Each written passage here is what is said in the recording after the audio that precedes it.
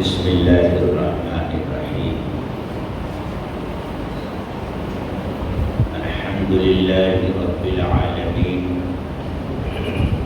والصلاة والسلام علی سید المرسلین وعلى آلہ وصحبہ اجمعین اما بعد فاعوذ باللہ من الشیطان الرجیم بسم اللہ الرحمن الرحیم یاسین والقرآن الحکیم انک لمن المرسلین صدق اللہ العظیم۔ حضرات علماء کرام، بزرگان محترم اور عزیز طلباء، آج کی یہ مجلس قرآن کریم کی نسبت پر منعقد ہوئی ہے، اور ہر وہ چیز اللہ کی نگاہ میں بہت محبوب ہے جس کی نسبت قرآن کریم کے ساتھ ہو۔ اس مجلس میں ہماری اور آپ کی شرکت ہمارے لیے سعادت کی بات ہے، اور انشاءاللہ اس مجلس میں ہماری شرکت ہمارے نامہ اعمال میں نیکیوں کے اضافے کا سبب بنے گی۔ قرآن کریم کے حفظ کی تکمیل ہوئی ہے۔ ان خوش نصیب 5 بچوں نے اللہ کے کلام کو حفظ کیا ہے، بلکہ صحیح بات یہ ہے کہ اللہ نے انہیں منتخب کیا ہے اور اپنا کلام ان کے سینوں میں محفوظ کیا ہے۔ اس لیے خوش نصیب ہیں یہ بچے، خوش نصیب ہیں ان بچوں کے والدین، اور خوش نصیب ہے وہ مدرسہ جہاں رہ کر ان بچوں نے قرآن کریم کے حفظ کی تکمیل کی ہے۔ خوش نصیب ہیں ان کے اساتذہ، ناظرین، معتمد اور اس مدرسے کے معاونین۔ میں سب کو درجہ بدرجہ مبارکباد پیش کرتا ہوں۔ اللہ تعالیٰ ان تمام حضرات کی خدمات کو قبول فرمائے۔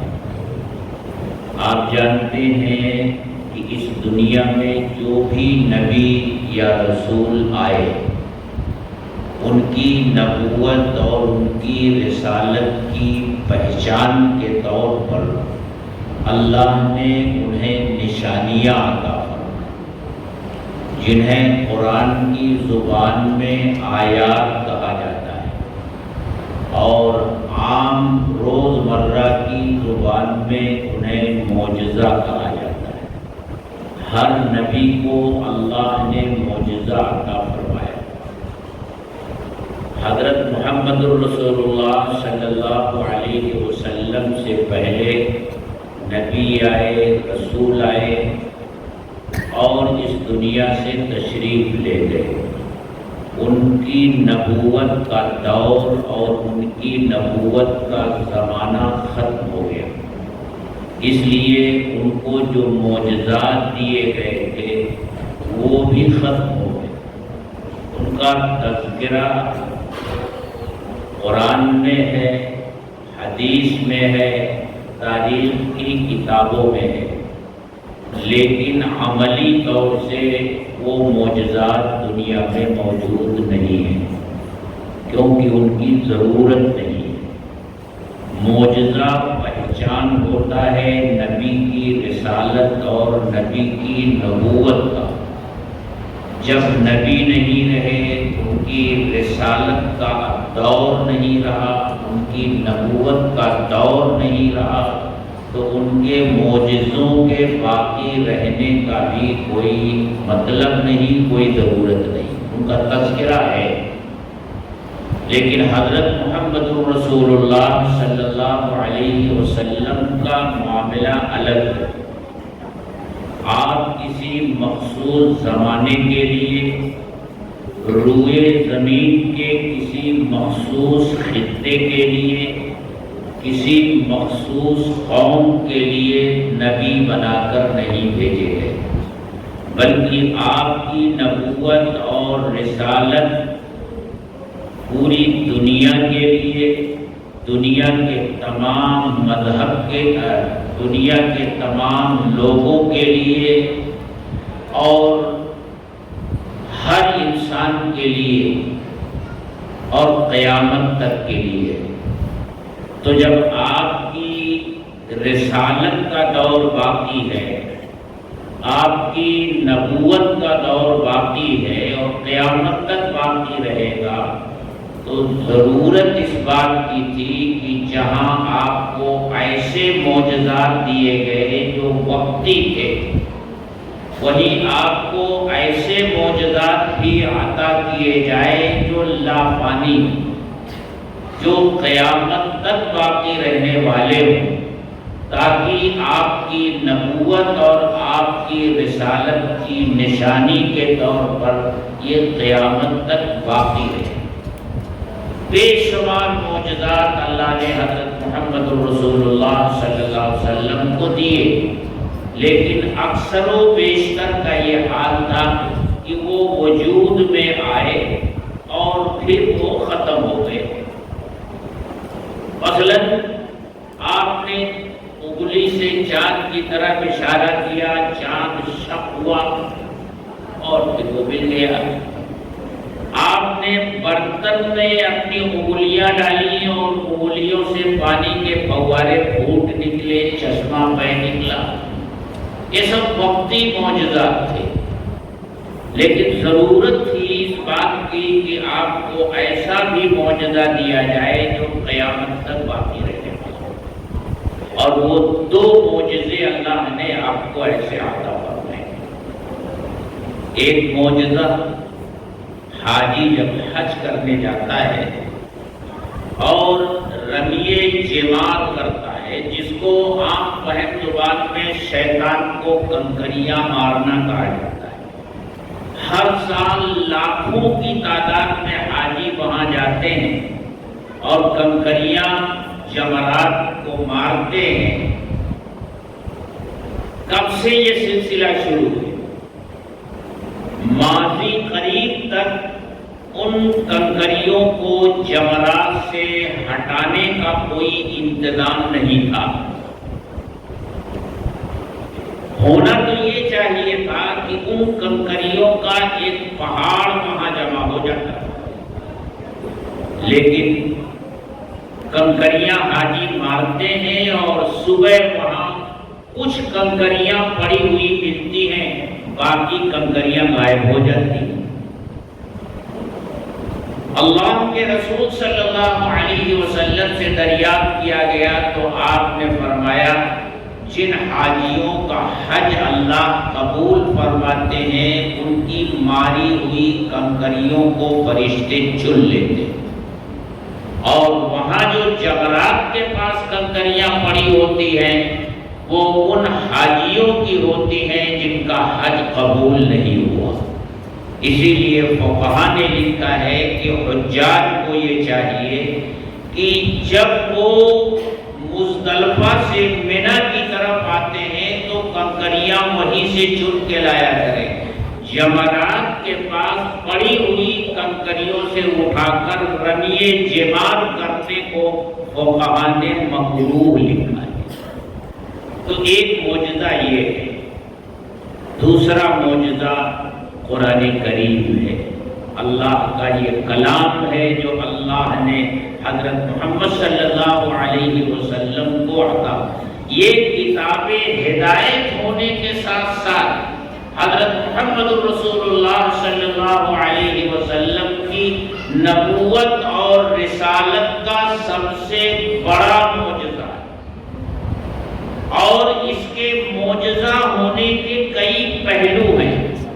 کے اعجاز کے کئی پہلو ہیں۔ دو بچوں نے میرے سامنے تقریر کی۔ ایک بچے نے قرآن کریم کی فصاحت اور بلاغت کے اعتبار سے معجزہ ہونے کو بیان کیا کہ قرآن کریم اپنی فصاحت اور بلاغت کے اعتبار سے معجزہ ہے۔ یہ ایسا کلام ہے جس کی مثال اور جس کی نظیر چیلنج کے باوجود آج تک دنیا پیش کرنے سے عاجز ہے۔ بار بار قرآن نے مکہ کے ان لوگوں کو چیلنج کیا جو اپنے سامنے ساری دنیا کو گونگا کہتے تھے کہ اگر تمہارا یہ خیال ہے کہ یہ حضرت محمد صلی اللہ علیہ وسلم کا کلام ہے، اللہ کا نہیں ہے، تو تم بھی تو اہل زبان ہو، تمہیں اپنی زبان دانی پر بڑا ناز ہے، تم یہ سمجھتے ہو کہ تمہارے جیسا شاعر، تمہارے جیسا ادیب کوئی نہیں ہے، تم اپنے آپ کو عرب اور ساری دنیا کو عجم یعنی گونگا کہتے ہو، بنا لاؤ ایک صورت جیسی، بنا لاؤ ایک آیت اس جیسی، تم نہیں بنا سکتے اور لوگوں کی مدد لے لو، بنا لاؤ۔ لیکن وہ دن جس دن یہ چیلنج کیا تھا وہ دن ہے اور آج کا دن ہے، آج بھی قرآن کا یہ چیلنج موجود ہے۔ قرآن کریم اللہ کا کلام ہے، لہذا انسانی کلام اس کا مقابلہ نہیں کر سکتا، ایسا فصیح اور بلیغ کلام۔ اس کے بہت سارے واقعات ہیں، میں ان واقعات کی تفصیل میں اگر جاؤں تو بات طویل ہو جائے گی۔ تو فصاحت اور بلاغت کے اعتبار سے یہ معجزہ ہے، اسی طرح حفاظت کے اعتبار سے بھی یہ معجزہ ہے۔ اللہ تعالیٰ نے جس طرح قرآن کریم کی حفاظت فرمائی ہے کہ جس حالت میں یہ نازل ہوا تھا آج ٹھیک ٹھیک اسی حالت میں موجود ہے،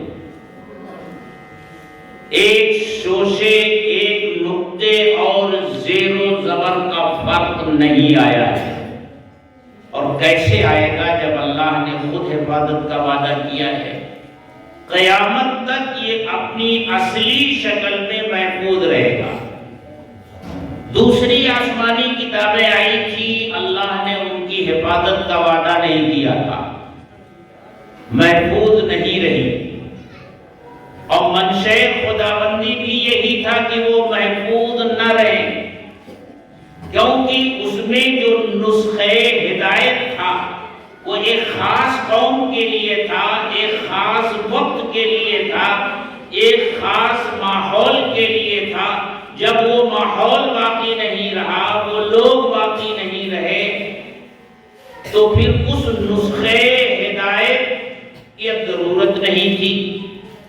اس لیے اللہ کا منشا یہ تھا کہ وہ محفوظ نہ رہے، محفوظ نہیں رہے، خود انہی انسانوں نے اس کو بدل ڈالا جن کی ہدایت اور رہنمائی کے لیے وہ کتابیں نازل ہوئی تھی۔ لیکن قرآن کریم کو اللہ نے قیامت تک آنے والے انسانوں کے لیے، ہر ماحول کے لیے اور دنیا کے ہر خطے کے لیے ہدایت بنا کر کے بھیجا ہے۔ اس لیے اللہ نے اس کی حفاظت کا وعدہ کیا اور وہ آج اسی طرح محفوظ ہے۔ اور صرف الفاظ محفوظ نہیں ہیں، اس کے معانی بھی محفوظ ہیں، بلکہ میں تو یہ کہا کرتا ہوں کہ قرآن پڑھنے کا جو انداز ہے، لب و لہجہ ہے، یہ بھی محفوظ ہے۔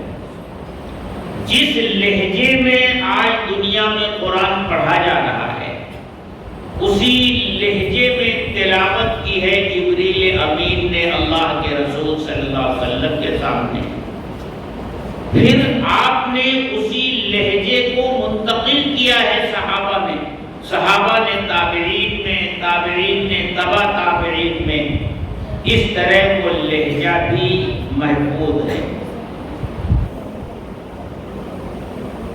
بڑی حفاظت ہے اس کی۔ تو حفاظت کے اعتبار سے یہ معجزہ ہے۔ یہ دو پہلو تو دونوں بچوں کی تقریروں میں آئے۔ ہمارے قاری عبدالرشید صاحب نے بھی اسی طرح اشارہ کیا، اسی سلسلے کی آیت مولانا عیسیٰ خان کاشفی صاحب نے بھی پڑھی۔ میں کچھ اور پہلو آپ کے سامنے لانا چاہتا ہوں۔ ویسے تو قرآن کے اعجاز کے بہت سارے پہلو ہیں، لیکن کچھ پہلو ایسے ہیں جو اہل علم کی خدمت میں اسے پیش کیا جا سکتا ہے۔ عوام میں اس کو لانے کی ضرورت اس لیے نہیں ہے کہ عوام اس کو سمجھ نہیں سکتی ہے، لیکن بہت سارے پہلو ایسے ہیں جسے عام آدمی سمجھتا ہے۔ قرآن کریم اپنی تاثیر کے اعتبار سے بھی معجزہ ہے۔ وہ قرآن کریم پڑھنے والے کے اوپر جو اثر ڈالتا ہے، پڑھنے والا جس طرح قرآن کریم سے متاثر ہوتا ہے، اس طرح دنیا کی کسی کتاب سے پڑھ کر وہ متاثر نہیں ہوتا۔ یہ تاثیر قرآن کریم کا بڑا اہم معجزہ ہے، اور قرآن کریم کی اسی تاثیر نے عربوں کی کایا پلٹی تھی۔ مکہ کے وہ مشرکین جو دن کے اجالے میں حضرت محمد صلی اللہ علیہ وسلم کی مخالفت کرتے تھے، آپ کا راستہ روکتے تھے، رات کے اندھیرے میں اپنے گھروں سے نکل کر وہ آپ کے گھر کے قریب آ کر جب آپ تہجد میں قرآن پڑھتے تھے تو وہ سنتے تھے، اور اس سننے پر وہ اتنے مجبور تھے کہ کشا کشا کھینچے چلے آتے تھے۔ کبھی ایسا بھی ہوتا تھا کہ آپس میں ملاقات ہو جاتی تھی تو ایک دوسرے کو لعنت ملامت کرتے تھے۔ ابو جہل آ جاتا تھا، ابو سفیان آ جاتا تھا، عتبہ آ جاتا تھا، ولید ابن مغیرہ آ جاتا تھا، سب اپنے گھر سے نکلتے تھے رات کی تاریکی میں کہ کوئی مجھے دیکھ نہیں رہا ہے، اور آ کر کے سنتے تھے۔ یہ قرآن کی جو تاثیر ہے، جو مٹھاس ہے، وہ انہیں متاثر کرتی ہے۔ اور کس طرح اس کی تاثیر لوگوں کے سامنے آئی؟ ولید ابن مغیرہ جو مکہ کے سرداروں میں ایک نمایاں نام ہے، ایک مرتبہ وہ آپ کو سمجھانے کے لیے آیا کہ بھتیجے، یہ جو کچھ تم لوگوں کو سکھا رہے ہو اس سے بعد آ جاؤ، جو تم مانگو گے ہم دیں گے۔ اللہ کے رسول صلی اللہ علیہ وسلم نے اسے قرآن کی آیتیں پڑھ کر سنائی، اور جب وہ واپس گیا تو لوگوں میں یہ چرچا ہوا کہ ولید ابن مغیرہ بھی متاثر ہو گیا ہے۔ ابو جہل جو اس کا چچا تھا وہ اس کو سمجھانے کے لیے آیا، تو ولید ابن مغیرہ نے اس موقع پر جو بات کہی ہے کہ ابو جہل تم جانتے ہو کہ میں کتنا اچھا شاعر ہوں، شعر کی تمام اصناف سے میں واقف ہوں، میں سمجھتا ہوں کہ شعر کیا ہے، کہانت کیا ہے، اور جادوگری کیا ہے۔ میں نے حضرت محمد صلی اللہ علیہ وسلم سے جو کلام سنا ہے بخدا نہ وہ شاعری ہے، نہ وہ جادو ہے، نہ وہ کہانت ہے۔ میں اس کلام کے بارے میں کیا کہہ سکتا ہوں؟ صرف اتنا کہہ سکتا ہوں، ان لقولہ الذی یقول حلاوۃ، جو بات محمد کہتے ہیں اس میں بڑی مٹھاس ہے۔ وَإِنَّ عَلَيْهِ لَطَلَاوَةٌ، اور اس کے اوپر تر و تازگی ہے جو کہیں نہیں ملتی۔ وَأَنَّهُ يَعْلُو وَلَا يُعْلَى، وہ سر بلند رہے گا، اس پر کوئی چیز غالب نہیں آ سکتی۔ یہ کون کہہ رہا ہے؟ سب سے بڑا دشمن۔ یہ ولید ابن مغیرہ کون ہے جانتے ہیں؟ اس کی مخالفت کس درجے کی ہے اللہ کے رسول صلی اللہ علیہ وسلم سے؟ آپ نے جب دعوت کا کام شروع کیا اور موسم حج آنے والا ہوا تو اس نے مکہ کے سرداروں کو اکٹھا کیا اور کہا دیکھو حج کا زمانہ آ رہا ہے، عرب کے مختلف قبائل کے لوگ حج کرنے کے لیے آئیں گے اور محمد صلی اللہ علیہ وسلم اپنی دعوت لے کر ان کے پاس پہنچیں گے۔ ہمیں آپس میں مل کر ایک بات طے کر لینی چاہیے کہ ان آنے والوں سے ہمیں کیا کہنا ہے محمد صلی اللہ علیہ وسلم کے بارے میں، تاکہ ہماری باتوں میں اختلاف نہ رہے، ہم میں سے ہر شخص ایک ہی بات کہے۔ تو لوگوں نے کہا کہ آپ بھی بتائیے، آپ ہمارے درمیان سب سے زیادہ تجربے کار اور معمر ہیں۔ تو اس نے کہا نہیں، پہلے تم بتاؤ۔ تو ایک نے کھڑے ہو کر کہا کہ ہم یہ کہیں گے کہ محمد کاہن ہے۔ اس نے کہا نہیں، یہ بات نہیں چلے گی، عرب کے لوگ کہانت سے اچھی طرح واقف ہیں۔ دوسرے نے کہا ہم یہ کہہ دیں گے کہ یہ شاعری ہے۔ اس نے کہا شعر تو عربوں کی گھٹی میں پڑا ہوا ہے، وہ اچھی طرح جانتے ہیں کہ شعر کیا ہوتا ہے، تمہاری یہ بات بھی نہیں چلے گی۔ ایک نے کہا ہم یہ کہہ دیں گے کہ وہ جادو ہے اور محمد جادوگر ہے۔ اس نے کہا کہ چلنے کو تو یہ بات بھی نہیں چلے گی، کیونکہ جادو الگ چیز ہے اور محمد کا کلام ایسا عجیب و غریب ہے کہ نہ اسے شعر کہا جا سکتا ہے، نہ اسے کہانت اور نہ جادو۔ لیکن اتنا ہے کہ یہ کہہ سکتے، یہ بات چلے گی تو نہیں، لیکن اس کے علاوہ کوئی اور ہمارے پاس طریقہ نہیں ہے، یہ کہہ سکتے ہو کہ یہ جادو ہے۔ لیکن وہ بات کہنے کے لیے اس نے کیا انداز اختیار کیا تھا؟ قرآن کریم کہتا ہے جب لوگوں نے اپنی اپنی رائے دے دی تو اس نے کیا کیا؟ إِنَّهُ فَكَّرَ وَقَدَّرَ فَقُتِلَ كَيْفَ قَدَّرَ ثُمَّ قُتِلَ كَيْفَ قَدَّرَ۔ اس نے غور و فکر، جیسے ہوتا ہے نا، ایک آدمی لوگوں پر یہ اثر ڈالنے کے لیے کہ میں بہت گہرائی سے سوچ رہا ہوں، اس نے غور و فکر کیا، اندازہ لگایا، اور کیسا برا اندازہ لگایا، ہلاک ہو جائے کیسا اندازہ لگایا۔ اس نے یہ کچٹتی ہوئی نظر مجمع پر ڈالی، اپنا چہرہ بگاڑا، پھر اپنی پیٹھ پھیری، تکبر کیا اور کہا کہ یہ کہہ سکتے ہو کہ یہ وہ جادو ہے جو پہلوں سے چلا ہے۔ یہ ولید ابن مغیرہ ہے جو یہ کہہ رہا ہے کہ یہ لوگوں سنو، جو بات محمد نے میرے سامنے پیش کی ہے وہ بات ایسی ہے جس میں بڑی مٹھاس ہے، اس میں ایسی تازگی ہے کہ کسی بھی کلام میں اتنی تازگی ہو نہیں سکتی، اور یاد رکھو وہ غالب آنے والی چیز ہے، وہ مغلوب ہونے والی چیز نہیں ہے۔ تو یہ تاثیر جو اس میں اللہ نے رکھی ہے وہ اپنوں تو اپنوں، غیروں کو بھی اپنی طرف کھینچتی ہے۔ دوسرا واقعہ سے حضرت طفیل ابن عمرو الدوسی رضی اللہ تعالیٰ عنہ، جو قبیلے دوس کے سردار ہیں، مکہ آئے۔ مکہ والوں نے ان سے پہلے مل کر کہا کہ دیکھو یہاں ایک نبی پیدا ہوا ہے جو نبوت کا دعویٰ کرتا ہے، اور جب وہ بات کرتا ہے تو لوگ اس کی بات سن کر اس پر فدا ہو جاتے ہیں، تو اس کی بات مت سننا۔ انہوں نے کیا کیا؟ روئی لی اور اپنے کانوں میں ٹھوس لیا کہ کسی طرف سے حضرت محمد صلی اللہ علیہ وسلم کی کوئی بات ان کے کانوں میں نہ پہنچے۔ بس اتفاق، اللہ کو ہدایت دینا منظور تھی۔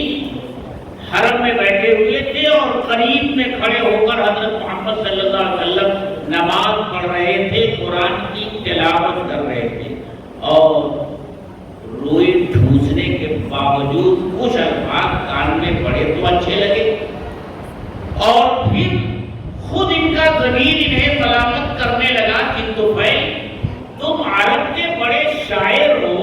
ادیب ہو، زبان کی نزاکتوں سے واقف ہو، یہ کتنی بڑی بیوقوفی اور نادانی کی بات ہے کہ کسی کی بات سن کر تم متاثر ہو جاؤ گے۔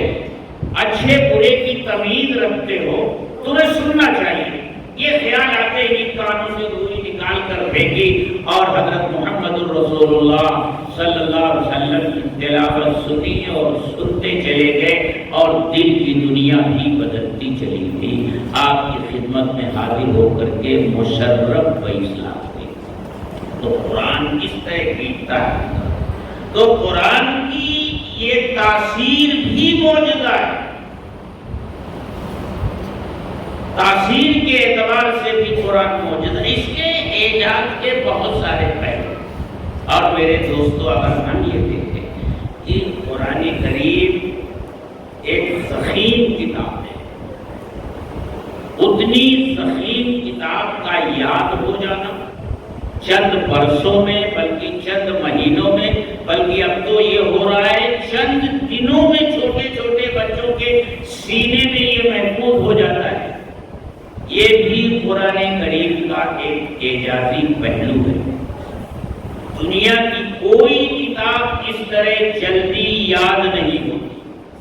اور پھر دوسرا پہلو اس کا جو منفی ہے وہ یہ بھی ہے کہ جس طرح دنیا کی سب سے جلدی یاد ہو جانے والی کتاب ہے، اسی طرح اگر غفلت برتی جائے، ناقدری کی جائے، بے توجہی برتی جائے تو سب سے جلدی بھول جانے والی کتاب ہے، سب سے جلدی یاد بھی ہوتی ہے اور سب سے جلدی یہ بھولتی بھی ہے۔ تو اس کلام پاک کو ان معصوم بچوں نے اپنے سینے میں محفوظ کیا ہے، اور یہ محض اتفاق نہیں ہے کہ یہاں مدرسے میں آئے اور ان لوگوں نے اپنے سینے میں محفوظ کر لیا، دن رات پڑھتے رہے۔ یہ اللہ کا انتخاب ہے، اللہ نے انہیں منتخب فرمایا۔ اس سلسلے کا ایک واقعہ میں ہر جگہ سناتا ہوں۔ ابھی اس سے پہلے آیا تھا آؤڈے میں، وہاں بھی میں نے یہ واقعہ سنایا تھا، آپ کو بھی سناتا ہوں تاکہ یہ بات ہمیشہ ذہن میں تازہ رہے کہ یہ اتفاق نہیں ہے کہ یہ بچے حافظ ہو گئے، اللہ نے انہیں منتخب کیا ہے، اپنے کلام کی حفاظت کے لیے منتخب کیا ہے۔ اور اللہ نے جب منتخب فرمائے تو ایسا ہو ہی نہیں سکتا کہ ان کے انتخاب میں کسی طرح کوئی کمزوری رہ جائے۔ وہ تو علیم و خبیر ہیں، جو کچھ ہے وہ بھی جانتے ہیں، جو کچھ ہونے والا ہے وہ بھی جانتے ہیں۔ تو نااہلوں کا انتخاب ہو جائے یہ تو ممکن ہی نہیں ہے۔ حکومتیں اپنی حکومتی مشنری کو چلانے کے لیے انتخاب کرتی ہیں، I S, I P S, لیکن اس میں بھی ایسی بھیڑیں گھس آتی ہیں جو بجائے حکومت کی نیک نامی کا سبب بننے کے بدنامی کا سبب بنتی، رشوتیں لیتی۔ تو نااہلوں کا گھس آنا وہاں تو ہمارے روزمرہ کے مشاہدے میں ہے، کیونکہ انسان کا علم بھی محدود، اس کا تجربہ بھی محدود، اور انسان کی صلاحیتیں بھی محدود، لہذا جو لوگ ان کو منتخب کرنے والے ہیں ایگزام کے ذریعے، انٹرویو کے ذریعے، وہ بھی بہرحال انسان ہیں، ان سے غلطیاں ہوتی ہیں، نااہل اس میں شامل ہو جاتے ہیں۔ لیکن ان کا انتخاب کرنے والی جو ذات ہے وہ علیم بذات الصدور ہے، ان کے دلوں میں کیا ہے، ان کے اندر کیا ہے، یہ آئندہ چل کر کیا کرنے والے ہیں، یہ اس لائق ہیں کہ نہیں ہیں کہ کلام اللہ کی حفاظت کر سکیں گے یا نہیں کر سکیں گے، اس کا استحقاق ہے انہیں یا نہیں ہے، وہ سب کچھ جانتا ہے، وہ علیم ہے، وہ خبیر ہے، سب کچھ جانتا ہے، پھر اس نے انہیں منتخب کیا ہے، تو اس میں غلطی کا تو کوئی امکان ہی نہیں ہے۔ منتخب اللہ کیسے کرتا ہے، کہاں کہاں سے کرتا ہے، کیسے کیسے گھروں سے اور کیسے کیسے خاندانوں سے اللہ قرآن کی حفاظت کے لیے جو فوج ہے اس میں فوجیوں کو کس طرح منتخب کرتا ہے۔ ہمارے ہندوستان کے ایک بڑے بزرگ ہیں حضرت مفتی خانپوری دامت برکاتہ العالیہ، وہ واقعہ سناتے ہیں، بتاتے ہیں کہ وہ افریقہ گئے۔ افریقہ میں ایک شہر، ایک ملک ہے مالے، وہاں ایک مدرسہ ہے، اس مدرسے میں پڑھاتے ہیں مولانا ابراہیم صاحب، ان کا نام ہے، ڈابھیل کے پڑھے ہوئے۔ مولانا ابراہیم صاحب نے حضرت خانپوری دامت برکاتہ کو یہ واقعہ سنایا کہ حضرت ایک دن میں درسگاہ میں بیٹھا ہوا بچوں کو پڑھا رہا، وہاں کے جو مقامی لوگ ہیں کالے کلوٹے ہوتے ہیں، غربت بہت ہے، اس لیے عام طور سے کپڑا بھی ان کے جسم پر نہیں ہوتا۔ اسی طرح کا ایک چھوٹا سا بچہ جو سر سے پیر تک گرد و غبار میں اٹا ہوا تھا، جسم پر لباس کی جگہ پر صرف ایک نیگر تھا، باقی پورا بدن ننگا تھا، وہ دروازے پر آیا اور اپنی زبان میں کچھ کہنے لگا۔ میں سمجھتا نہیں تھا اس کی زبان۔ میری درسگاہ میں کچھ بچے تھے جو وہ زبان سمجھ رہے تھے، میں نے ان سے کہا جاؤ دیکھو کیا کہہ رہا ہے۔ وہ بچے گئے، آ کر بتایا کہ وہ کہہ رہا ہے کہ کیا آپ مجھے بھی پڑھائیں گے؟ میں نے اس کو بلایا اور کہا بیٹے ہم تم کو ضرور پڑھائیں گے۔ میں نے اس کو بھیجا، غسل کروایا، کپڑے دلوائے اور پھر اس کو بیٹھا لیا، وہ پڑھنے لگا، مدرسے میں داخل ہو گیا۔ غریب گھر کا بچہ تھا، اس کے گھر سے تو اس کے خرچ کے لیے کچھ آتا نہیں تھا، آ بھی نہیں سکتا تھا، تو میں ہی اس کی مدد، اس کی حوصلہ افزائی کر دیا کرتا تھا۔ وہ حفظ کرنے لگا۔ ایک دن ہاسٹل کی طرف میں نگرانی کے لیے گیا کہ دیکھوں بچے چھٹی کے اوقات میں کیا کرتے ہیں۔ میں نے دیکھا کہ اس بچے کے ہاتھ میں ایک ٹرانجسٹر ہے اور وہ کچھ سن رہا ہے۔ بہت غصہ آیا، اس کے ہاتھ سے ٹرانجسٹر چھینا اور زمین پر پٹک دیا اور اس کو بہت ڈانٹا۔ وہ گھبرا کر بھاگ گیا مدرسے سے۔ ایک دن، 2 دن، 3 دن میں انتظار کرتا رہا کہ واپس آئے گا، لیکن وہ واپس نہیں آیا۔ تو اب میں نے معلومات حاصل کرنی شروع کی کہ وہ رہنے والا کس گاؤں کا ہے۔ مجھے بتایا گیا کہ یہاں سے چند میل کے فاصلے پر ایک گاؤں ہے پہاڑوں کے درمیان، وہاں جانے کے لیے کوئی سڑک نہیں، کوئی پکا راستہ نہیں، گاڑی نہیں جا سکتی، پیدل جایا جا سکتا۔ فرماتے ہیں کہ میں نے اپنے کچھ دوستوں کو ساتھ لیا اور اس گاؤں میں گیا، مل گیا یہ بچہ، اس کو سمجھا بجھا کر کے، اس کے باپ سے بات کر کے میں مدرسے میں لے گیا۔ پھر اس نے پڑھنا شروع کیا۔ پھر وہ بھی دن آیا جس طرح یہ دن ان بچوں کے لیے آیا ہوا ہے کہ حفاظ کرام کی دستار بندی ہوئی۔ اتفاق سے اس ملک کے ایک وزیر تھے مسلمان، ابراہیم ان کا بھی نام، اور اس مدرسے کے سرپرست تھے۔ جلسے میں وہ بھی آئے ہوئے۔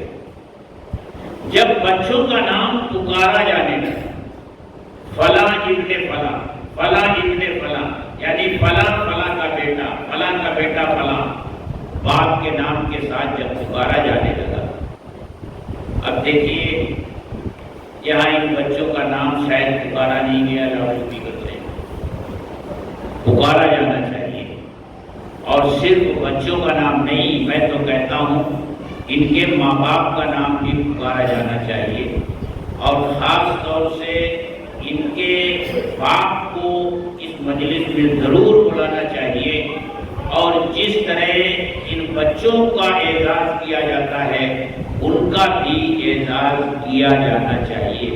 آخر ہم ان کا اعزاز کیوں نہ کریں؟ اللہ جب قیامت کے دن ان کا اعزاز فرمائیں گے، ان کے والدین کا اعزاز فرمائیں گے، تو ہم کیوں نہ ان کے والدین کا اعزاز کریں؟ ان کے والدین کو قیامت کے دن جنتی جوڑا پہنایا، تاج پہنایا جائے گا، اور حدیث میں کہا گیا وہ تاج اتنا روشن ہوگا، یہ سورج جو لاکھوں میل کے فاصلے پر ہے اور اتنی روشنی پھیلا رہا ہے، یہ سورج اگر اس مکان کی چھت میں آ کر طلوع ہو تو کتنی روشنی ہوگی؟ اس تاج کی روشنی ان سے زیادہ ہوگی۔ تو جب اللہ ان کا اعزاز فرمائیں گے تو ہم کیوں نہ اعزاز کریں؟ بھئی ایک مالا ان کے گلے میں بھی ڈال دیں، ایک پگڑی ان کے بھی سر پہ باندھ دیں۔ اللہ تاج پہنائیں گے نا، تاج کی جگہ ہم پگڑی پہنا دیں، انہیں جوڑے پہنائیں بلا کر کے، مجمع کے سامنے ان کا اعزاز کریں، تاکہ مجمع میں سے کسی کے دل میں یہ خواہش جاگے اور انگڑائی لے کہ میں بھی اپنے بچے کو حافظ قرآن بناؤں گا اور مجلس میں میرا بھی اسی طرح اعزاز اور اکرام ہوگا۔ یہ ہونا چاہیے، کرنا چاہیے۔ میں بنگال گیا تھا، وہاں اتفاق یہ ہوا کہ پروگرام سے ایک دن پہلے ان بچوں میں سے جن کے سر پر دستار باندھی جانی تھی، ایک بچے کا انتقال ہو گیا۔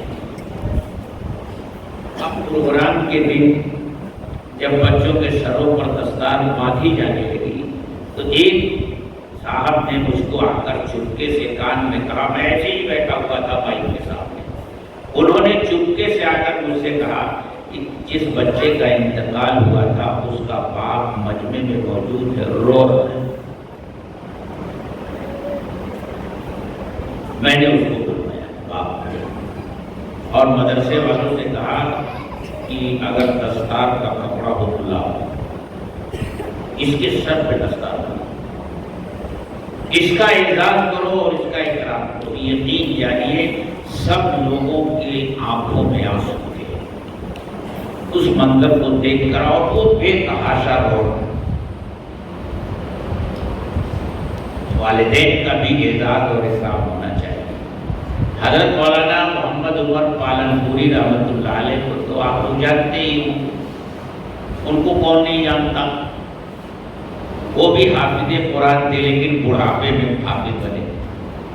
وہ اپنا واقعہ یہ سنایا کرتے تھے کہ میں اسکول میں پڑھتا تھا، غریب گھر کا بچہ تھا، باپ کا بچپن ہی میں انتقال ہو گیا تھا، یتیم تھا، ماں ان پڑھ تھی، ہمارا چھوٹا سا گاؤں تھا، اس گاؤں میں ایک آپا تھی جو گاؤں کی عورتوں کو دین کی بات سکھاتی تھی، ہماری والدہ بھی ان کے گھر جایا کرتی تھی۔ ایک دن والدہ گھر میں بیٹھی تھی اور میں اسکول سے آیا اور ابھی بستہ میں نے رکھا بھی نہیں تھا کہ والدہ نے بلایا، بیٹے عمر ادھر آؤ۔ میں پہنچا، کہا بیٹے عمر میں چاہتی ہوں کہ تو حافظ قرآن بن جائے۔ میں نے کہا امی جان میں تو اسکول پڑھتا ہوں اور حفظ کے لیے تو مدرسے میں جانا پڑتا ہے، بھلا میں حافظ قرآن کیسے بنوں گا؟ میری ماں نے کہا کہ بیٹا کچھ بھی ہو، میں یہ چاہتی ہوں کہ تو حافظ قرآن بن جا، کیونکہ آج میں نے آپا سے یہ سنا ہے کہ کل قیامت کے دن جو حافظ قرآن ہوں گے ان کی ماؤں کے سروں پر تاج رکھا جائے گا۔ بیٹا میں یہ چاہتی ہوں کہ کل قیامت کے دن میدان محشر میں جب وہ مائیں آئیں جن کے سروں پر نور کا تاج ہو تو میں بھی انہی ماؤں کی صف میں شامل ہوں۔ کہتے ہیں یہ کہہ کر وہ رونے لگی۔ فرماتے ہیں بچپن میں تو حافظ نہیں بن سکا، بچپن میں آ کر بن گیا۔ تو یہ ہوتا ہے، تو ان کا بھی اعزاز ہونا چاہیے، ان کا بھی اکرام ہونا چاہیے۔ بہرحال جب نام پکارا جانے لگا اور وہ بچہ جس کا ذکر ہو رہا ہے اس کا نام آیا اور اس کے باپ کا نام آیا. تو یہ جو ابراہیم صاحب تھے وزیر، یہ رونے لگے اور آواز کے ساتھ رونے لگے. روتے روتے ہچکیاں بن گئی. اب سارا مجمع ان کی طرف متوجہ ہے کہ آخر ان کو کیا ہو گیا، یہ کیوں رو رہے ہیں. جب پرسکون ہوئے تو انہوں نے کہا کہ جانتے ہو میں کیوں رویا؟ یہ بچہ جس کا نام پکارا گیا اور اس کے سر پر دستار رکھی گئی، یہ میرے گاؤں کا رہنے والا ہے.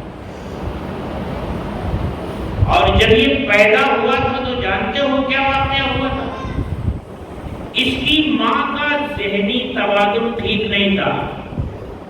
یہ پیدا ہوا اور اس کی ماں نے اٹھا کر کے باہر کچرے کی کنڈی میں پھینک دی.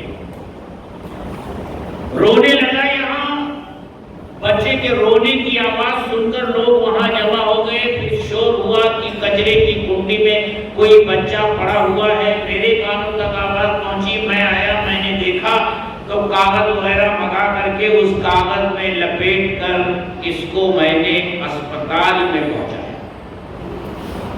وہی بچہ جو کچرے کی کنڈی سے اٹھا کر میں نے اسپتال پہنچایا تھا، آج اسی بچے کے سر کے اوپر دستار فضیلت باندھی جا رہی ہے.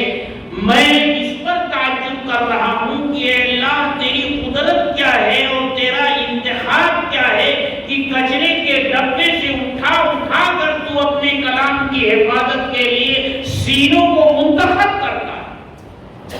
تو یہ 5 بچے اللہ کا انتخاب ہے، معمولی نہیں ہے. اس لیے میں ان بچوں سے بھی کہتا ہوں کہ تم اپنے آپ کو معمولی مت سمجھو. آج کے دن تم دوسرے بچوں سے بالکل جدا ہو گئے. تمہاری الگ ایک شان ہے، تمہارا الگ ایک مقام ہے، ایک مرتبہ ہے. اور ان کے ماں باپ سے بھی کہتا ہوں کہ اب یہ تمہاری دوسری اولادوں کی طرح نہیں ہے. خدا کے لیے اپنی کسی دوسری اولاد کو ان کے اوپر فوقیت مت دینا. دنیاوی اعتبار سے وہ چاہے جتنے اعلیٰ مقام پر پہنچ جائے، وزیر بن جائے، وزیر اعلیٰ بن جائے، وزیر اعظم بن جائے، IAS بن جائے، IPS بن جائے، لیکن اس کا مقام اور مرتبہ ان بچوں کے مقابل میں اللہ کی نظر میں ہیچ ہے، کچھ نہیں ہے. اس لیے یہ گناہ کبھی مت کرنا کہ ان کو اہمیت دو اور ان کو اہمیت نہ دو، بلکہ ان کی اہمیت ہمیشہ تمہارے پیش نظر رہے. انہیں فوقیت بخشو اپنی دوسری اولاد پر، کیونکہ یہ اللہ کے کلام کے امین ہیں اور اس کے محافظ ہیں. تو قرآن کریم حضرت محمد رسول اللہ صلی اللہ علیہ وسلم کا قیامت تک باقی رہنے والا معجزہ ہے اور محفوظ ہے. ایک چھوٹا سا واقعہ ہے. مامون رشید بڑا علم دوست خلیفہ تھا. وہ اپنے دربار میں اہل علم کو بلاتا تھا، ان کی عزت کرتا تھا، ان کی تقریب کرتا تھا. اور اس میں وہ یہ نہیں دیکھتا تھا کہ اس علم والے کا مذہب کیا ہے، دھرم کیا ہے. بہت سے یہودی علماء بھی آتے تھے، عیسائی علماء بھی آتے تھے. ایک مرتبہ اس کی مجلس میں ایک بڑا یہودی عالم آیا. اس نے جو تقریر کی وہ سب پر چھا گیا. مامون رشید بھی اس سے بہت متاثر ہوا اور پھر مامون رشید نے تنہائی میں بلا کر اسے اسلام کی دعوت دی اور بہت سارے وعدے کیے، لیکن اس نے انکار کیا، وہ چلا گیا. اگلے سال جب وہ آیا تو مسلمان بن کر آیا.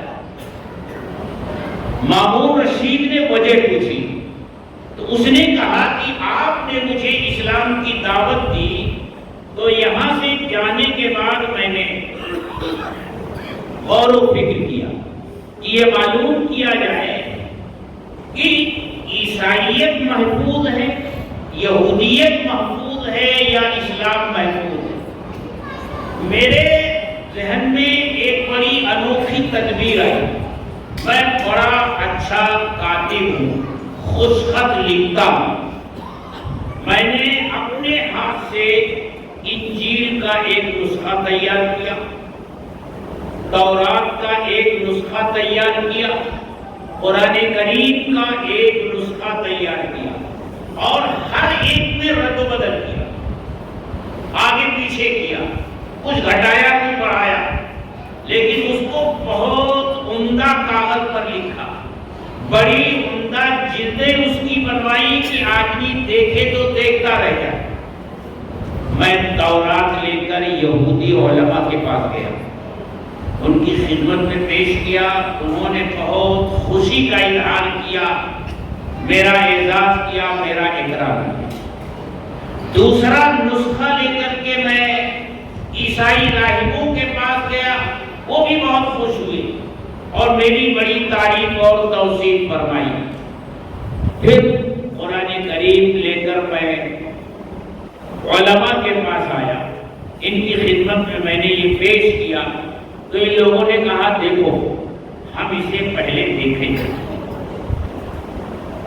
اس کے بعد ہم کوئی فیصلہ کریں گے کہ ہم اسے لیں گے کہ نہیں لیں گے۔ کہنے لگے جب مجھے 15-20 دن کے بعد ان لوگوں نے بلایا تو وہ اٹھا کر کے مجھ کو واپس کر دیا اور کہا بھائی یہ ہمارے کام کی چیز نہیں ہے، اس میں فلاں جگہ گھٹایا گیا ہے، فلاں جگہ بڑھایا گیا ہے، اس میں یہ کمی کی گئی ہے، اس میں یہ زیادتی کی گئی ہے۔ عیسائیوں نے ایسی کوئی بات نہیں کی، یہودیوں نے ایسی کوئی بات نہیں کی۔ اس سے میں سمجھ گیا کہ تورات بھی محرف ہے، انجیل بھی محرف ہے، اس میں پہلے بھی تبدیلی ہو چکی ہے، آج میں نے تبدیلی کر دی تو ان کو پتا نہیں میں نے کیا تبدیلی کی، اور قرآن پہلے سے محفوظ ہے، اس میں کوئی تبدیلی نہیں کی جا سکتی۔ یہ دیکھ کر کے میں مسلمان ہوا اور میں ایمان لایا اور مجھے یقین ہو گیا کہ قرآن کریم محفوظ ہے۔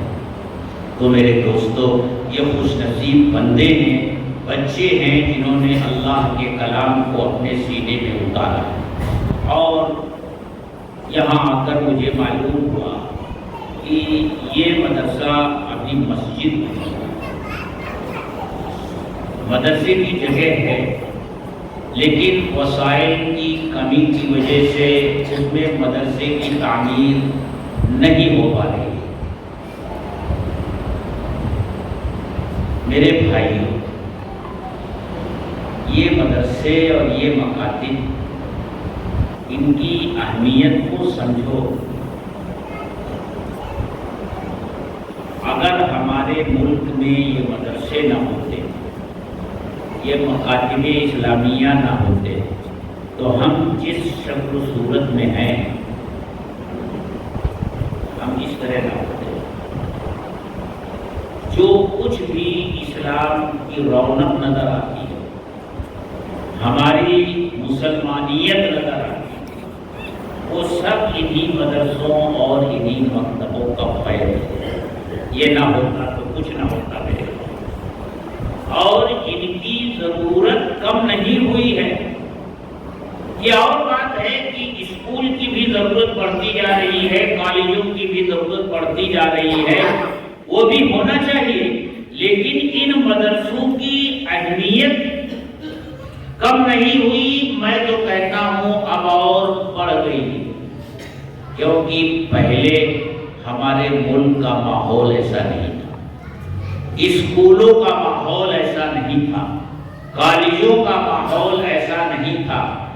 اب تو جو تعلیمی پالیسی بن رہی ہے اور اسے نافذ کیا جا رہا ہے، چاہے 2008 کی تعلیمی پالیسی آئی ہو یا اب جو تعلیمی پالیسی بنائی گئی ہے اور 2029 تک اسے مکمل طور سے نافذ کر دیا جائے گا، ماہرین تعلیم جانتے ہیں اس میں خاص طور سے بچوں کے سادہ دل و دماغ کو نشانہ بنایا گیا ہے اور دیومالائی کہانیاں ان کے دل و دماغ میں پوری طرح رچا بسا دی جائے، اس کی پوری کوشش ہے ان کی۔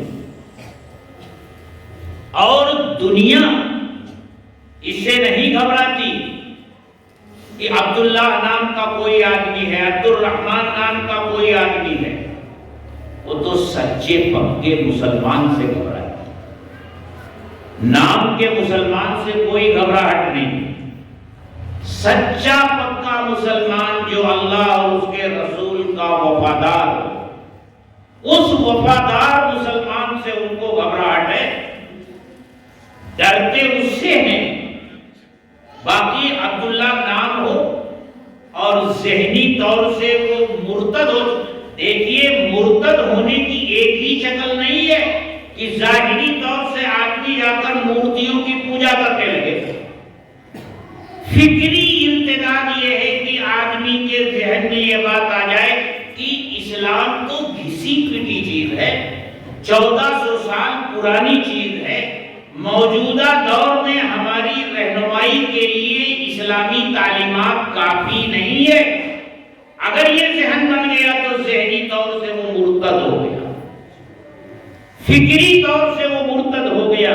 یہ فکری ارتداد ہے اور اس فکری ارتداد سے بچانے کا ایک ہی ذریعہ ہے یہ مکاتب اسلامیہ اور مدارس دینیہ، کیونکہ ان مدارس اسلامیہ اور مکاتب دینیہ میں جب بچے کو ایک مرتبہ یہ سکھا دیا جاتا ہے آمنت باللہ وملائکتہ وکتبہ ورسلہ والیوم الآخر والقدر خیرہ وشرہ من اللہ تعالی والبعث بعد الموت، یہ ایمانیات جب اس کو سکھا دی جاتی ہیں، اس کے دل و دماغ میں پیوست کر دی جاتی ہیں اور اسے سمجھا دیا جاتا ہے کہ بچے سب سے بڑا اللہ ہے،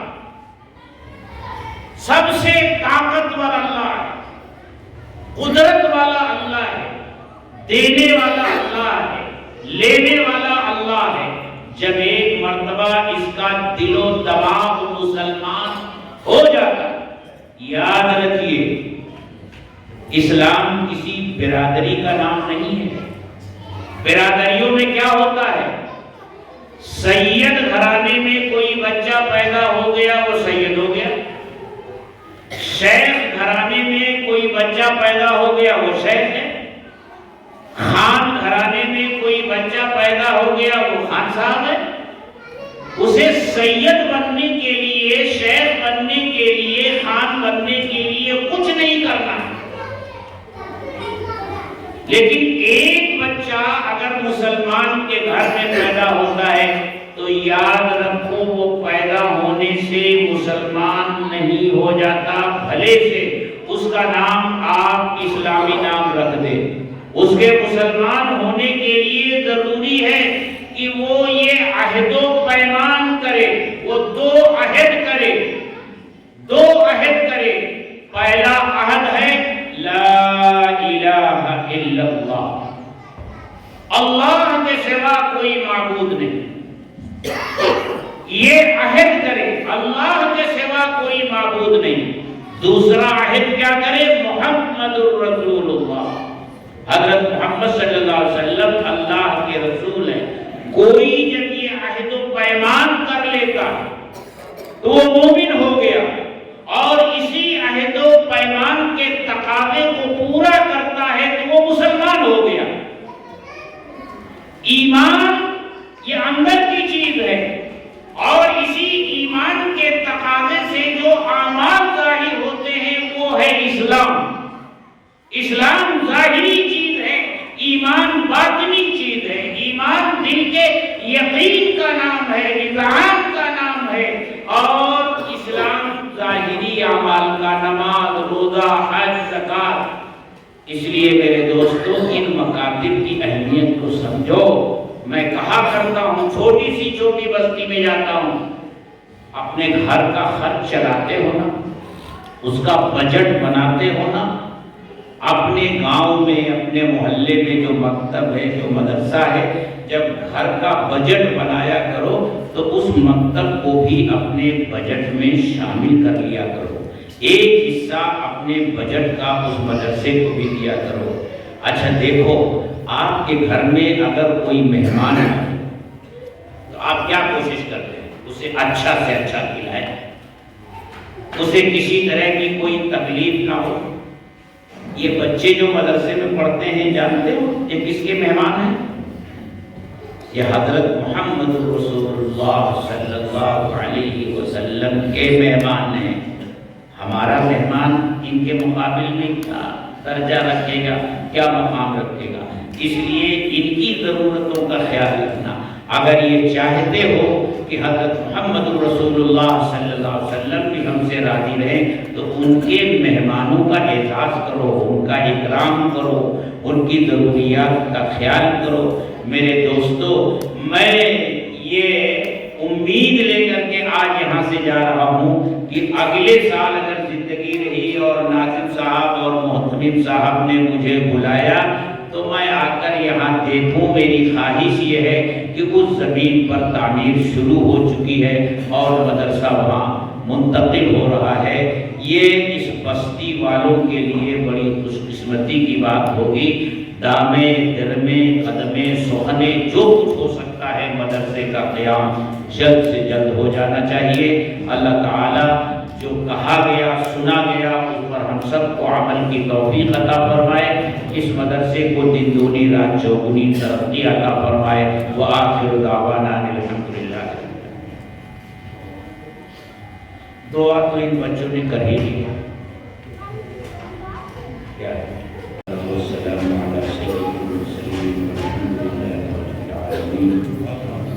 ربنا ظلمنا انفسنا وان لم تغفر لنا وترحمنا لنكونن من الخاسرين۔ اے اللہ، ہم سب تیرے گنہگار بندے ہیں، ہمارے گناہوں کو معاف فرما، ہماری خطاؤں سے درگزر فرما، چھوٹے بڑے کھلے ہوئے چھپے ہوئے ہر طرح کے گناہوں کو معاف فرما۔ اے اللہ، ہم تیرے در کے بھکاری ہیں، منگتا ہیں، فقیر ہیں، ہاتھ پھیلائے ہوئے ہیں۔ اے اللہ، تو اپنے در کے فقیروں کو خالی ہاتھ واپس نہیں کرتا۔ اے اللہ، ہم تجھ سے رحم کی، کرم کی، عفو درگزر کی، گناہوں کی مغفرت کی اور عافیت کی، صحت کی دعا مانگتے ہیں۔ اے اللہ، ہمیں یہ بھیک عطا فرما دیجیے۔ اے اللہ، ہمیں یہ بھیک عطا فرما دیجیے۔ اے اللہ، ہمیں اپنے دربار سے محروم اور خالی ہاتھ واپس مت لوٹائیے۔ اے اللہ، اے اللہ، آج کی اس مجلس میں جو لوگ شریک ہوئے اور جن لوگوں نے اس مجلس کے انعقاد کے لیے کوششیں کی، محنتیں کی، مدد کی، اے اللہ سب کو قبول فرما، سب کی جان مال عزت آبرو کی حفاظت فرما۔ اے اللہ، اس مدرسے کو دن دونی رات چوگنی ترقی عطا فرما۔ اے اللہ، روحانی ترقی بھی اور مادی ترقی بھی عطا فرما۔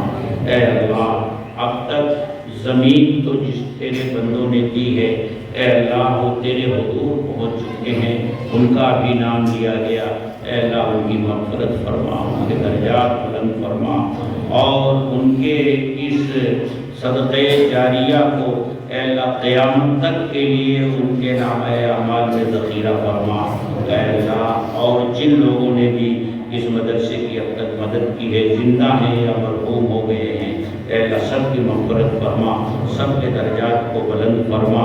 اے اللہ، ہم سب کو اپنی رضا والی زندگی نصیب فرما، مرضیات پر چلنے کی توفیق عطا فرما، نامرضیات سے ہم سب کی حفاظت فرما۔ اے اللہ، یہ 5 بچے جو تیرے کلام کے حافظ ہوئے ہیں، اے اللہ ان کو اپنے کلام کے سینے کو، اپنے کلام کو ان کے سینوں میں محفوظ فرما دے اور عمل کرنے والا بنا۔ اے اللہ، ہم سب کو اپنے کلام پر عمل کرنے والا بنا۔ اے اللہ، اس کا حق ادا کرنے والا بنا۔ اے اللہ، اے اللہ کل قیامت کے دن تیرا یہ کلام ہمارے حق میں سفارشی بنے، اے اللہ شکایت کرنے والا نہ بنے۔ اے اللہ ہم تجھ سے یہ چیز مانگتے ہیں، اے اللہ جب تک ہم اس دنیا میں زندہ رہیں، اسلام کے ساتھ زندہ رہیں اور موت آئے تو اے اللہ ایمان والی موت نصیب ہو۔ اے اللہ قبر کے عذاب سے حفاظت فرما، حشر کی سختیوں سے حفاظت فرما۔ اے اللہ حضرت محمد صلی اللہ علیہ وسلم کی شفاعت نصیب فرما، آپ کے دست مبارک سے جام کوثر نصیب فرما، اور نام اعمال داہنے ہاتھ میں سامنے سے عطا فرما، اور اے اللہ صراط کا راستہ آسان فرما، محض اپنے فضل و کرم سے جنت الفردوس کا داخلہ نصیب فرما۔ اے اللہ جن لوگوں نے دعاؤں کے لیے کہا ہے، لکھا ہے یا ان کا ہم پر حق ہے، اے اللہ تمام کے جائز دلی مقاصد پورے فرما۔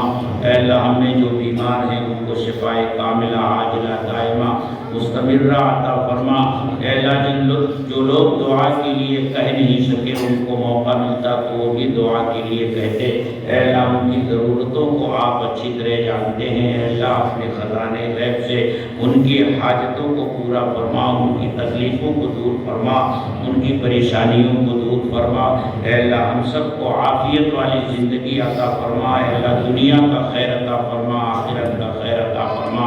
ربنا تقبل منا انك انت السميع العليم وتب علينا انك انت التواب الرحيم، وصلى الله تعالى على خير خلقه محمد وآله وأصحابه أجمعين، آمين۔